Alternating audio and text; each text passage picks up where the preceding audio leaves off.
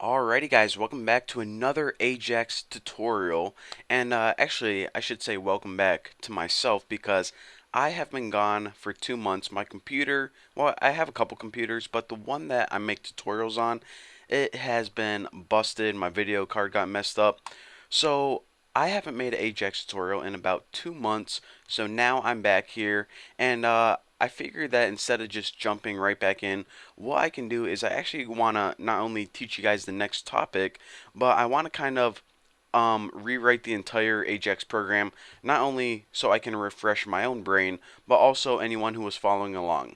So I usually have the HTML file all set to go, and also a little bit of the JavaScript file. But now what I'm going to do is I'm actually going to take about 40 seconds and rewrite the entire HTML file, and also talk you guys through the new topic that I'm going to be teaching in this little mini program, and that is working more in depth with XML structures.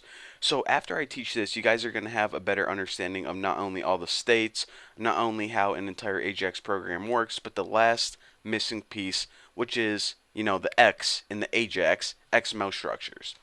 So of course, the first thing we need to do is make an HTML file, and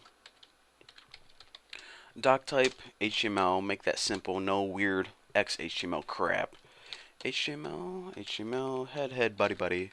Alright, so now go ahead and add the head, and I'm way too lazy as usual. Type all that. Now in the head, of course, we're only going to be linking to our JavaScript file. So script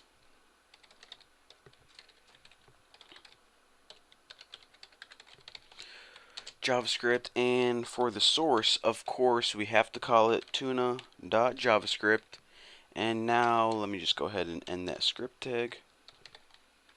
Alright, so our head is complete. Again, like I said, the only thing that we need to do in the head is link to the JavaScript file. The body is going to be a little bit different. Body.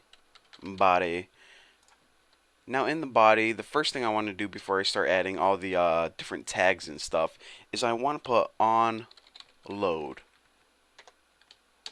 What the heck? Notepad++? Maybe my computer is still messed up. Alright, so on load, what we want to do is we want to call a specific JavaScript function.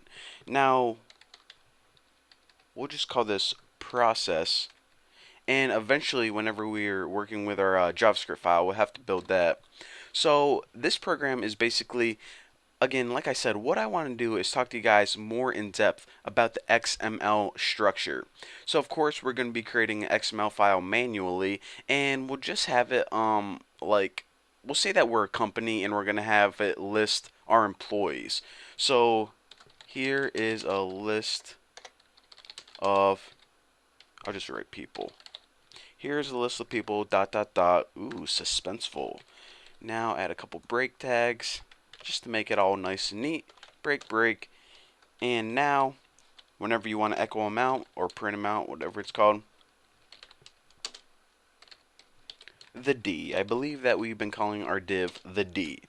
So basically, what we have right here is pretty much the template of the very beginning of an AJAX program. We have the HTML document and the head, and I think that this is all good to go. So now before I start with the JavaScript file, let's go ahead and create the XML file. So file, new. Okay, now let me just go ahead and save this as, let's just go ahead and save it as tuna.xml. So tuna.xml. Alright. Now the first thing we need to do is all the proper housekeeping stuff so our browser doesn't get mad at us. So XML